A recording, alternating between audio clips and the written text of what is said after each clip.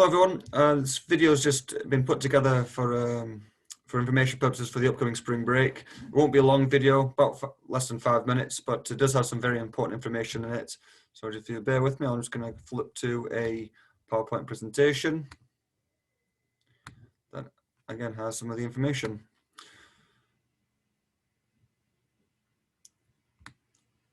Right, so we've got exciting couple of weeks coming up.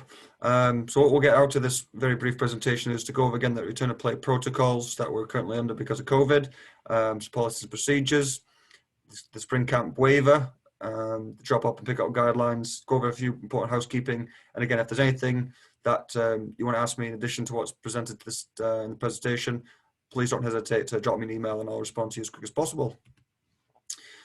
Now, as you can imagine, like we've got the COVID procedures here with the 4 questions that everyone's been asked quite regularly.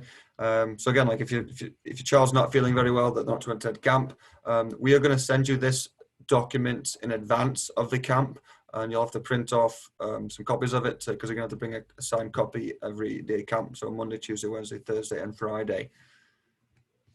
Okay, so We've done a contactless camp already. All the staff are well versed in all the procedures. We did one in August, very well attended and went as well as it possibly could have. Kids had lots of fun.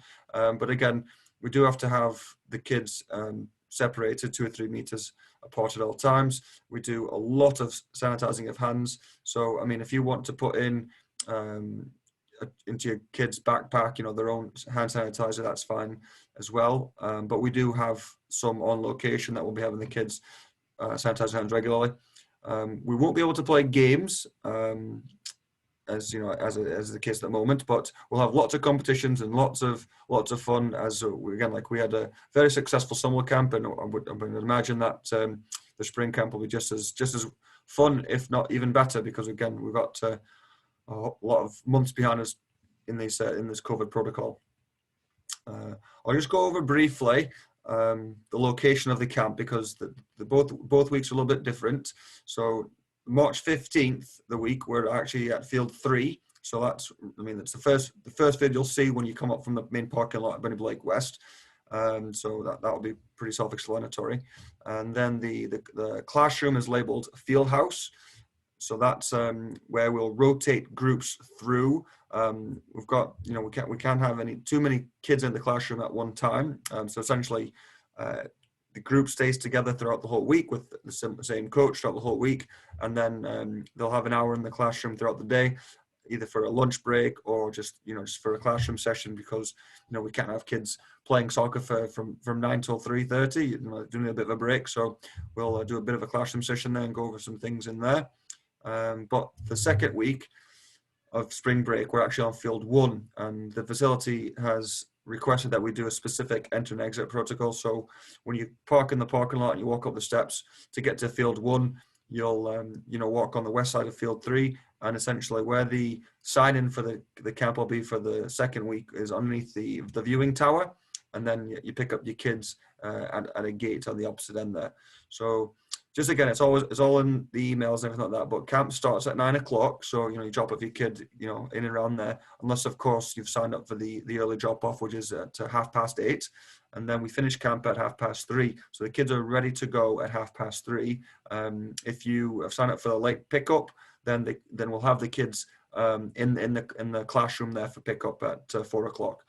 And regarding pickup, at the end of the day, the kids are not allowed to leave the fenced off area until a parent or guardian picks them up. So, you'll have to leave your car and come get them, because, we don't let kids say that the mum or dad's in the car park waiting for them. Yeah, someone's got to come and pick them up from the field.